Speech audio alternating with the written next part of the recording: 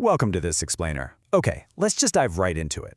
Today we're looking at one of the absolutely most phenomenal periods in human development, and that is the first 8 years of a child's life. Think about it for a second. We so often look at early childhood simply as a time of physical growth, right? Getting taller, learning to walk, that kind of thing. But what the data and the research actually show us is that it's so much more than that. These first 8 years are literally the foundational blueprint for a human being's entire future. It's the time when the brain's architecture is actively being built. So today, we're going to decode exactly how that happens, who the architects are, and the really surprising science behind how kids actually learn. Here's a quick roadmap of what we'll cover today. First, the rapid early years.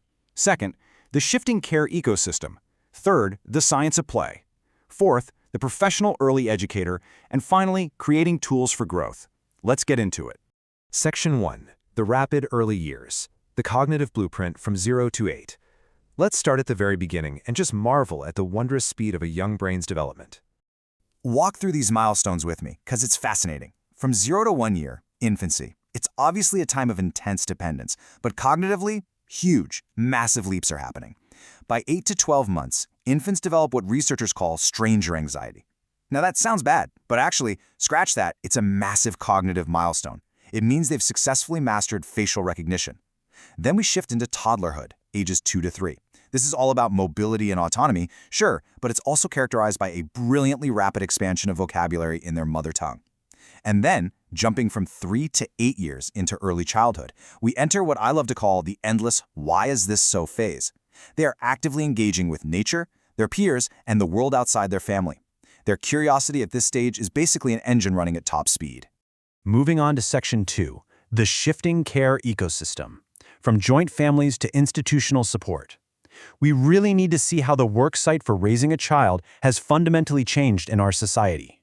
Historically, under the more traditional model, childcare was managed almost exclusively within joint or extended families. Learning was informal. You had older siblings, grandparents, and relatives continuously guiding the child. But, with the rise of nuclear families and maternal employment, we've seen a massive institutional shift.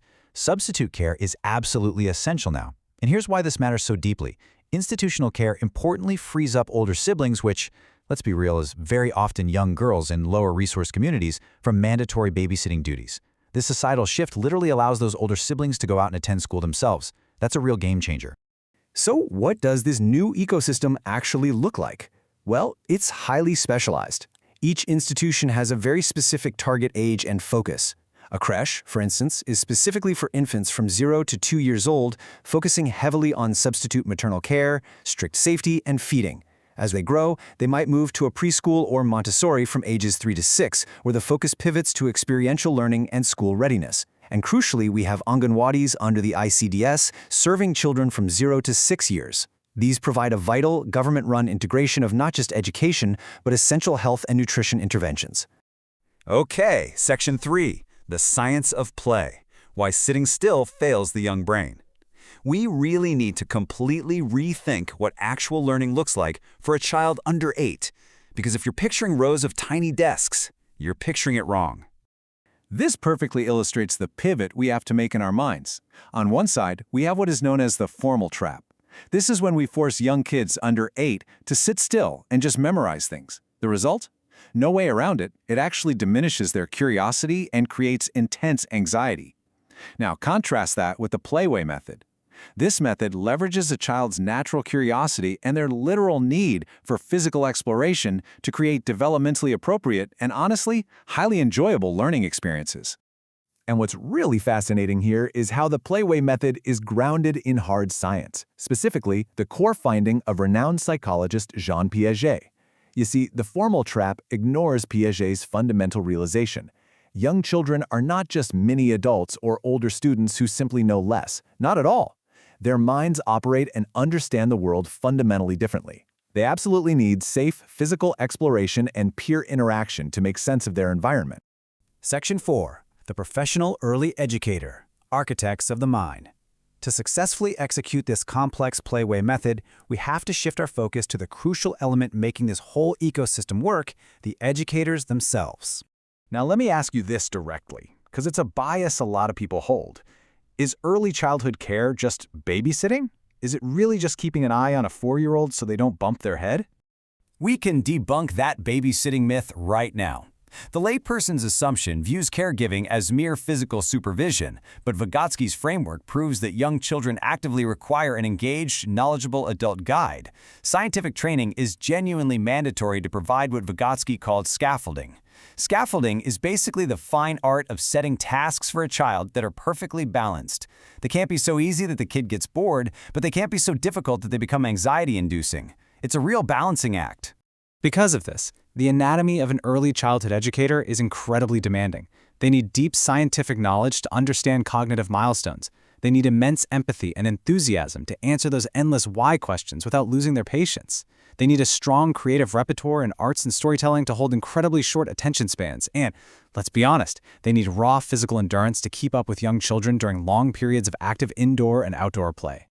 So you can see why it is a rigorous, deeply specialized career with robust educational pathways. Someone might start with Step 1, gaining foundational training through nursery teacher training diplomas for immediate entry, but it goes all the way up, through undergraduate degrees in child psychology, into advanced leadership master's programs, right up to Step 4, PhD-level doctoral degrees focused on field research and systemic policy formulation. Finally, Section 5. Creating Tools for Growth, the Power of Indigenous Materials. For our last segment today, I want to bring all this high-level science down to the tactile, practical level of an actual classroom. This is guided beautifully by the principles of the NCF 2005. It heavily advocates for the use of raw, no-cost materials. Think twigs, leaves, stones, used cardboard. The brilliance here is combining these raw materials with educator intent. It roots the learning in cultural relevance and uses play and art as the primary basis for education. Now, a critical safety note whenever we talk about this. Educators must strictly ensure all natural and raw materials are thoroughly cleaned and verified for safety before any young child gets their hands on them. But once they are safe, the results? Pure magic. Let me give you a really vivid example of this magic. Imagine an educator taking used cardboard, maybe an old notebook cover, and painting a bright, locally relevant image on it, like a mango. They glue it for thickness, let it dry, and cut it into 4 interlocking pieces. It costs absolutely nothing. But the cognitive payoff for a young early learner, it is massive. As the child pieces that mango together, they're actively mastering shape recognition, size, texture, and absolutely crucial spatial awareness.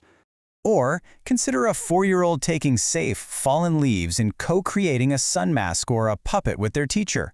This isn't just a simple art project. This is a sensory, immersive role-play experience. As they voice the puppet, they're practicing active vocabulary and voice modulation. Co-creating it gives them a profound sense of ownership, which drastically reduces anxiety and builds confidence. Plus, it seamlessly connects them to their local environment and folklore. So, we've journeyed from the rapid firing of synapses in an infant's brain through the shift to institutional care, the science of the Playway method, and the incredible professionals turning cardboard and leaves into cognitive gold. It brings us to a powerful realization about the sheer value of early childhood care and education. So I'll leave you with this to think about. If these first 8 years truly lay the blueprint for a child's entire life, how can we, as a society, better support the architects who are building it? Thanks for joining me on this explainer. I hope you found it as fascinating as I did. Keep learning.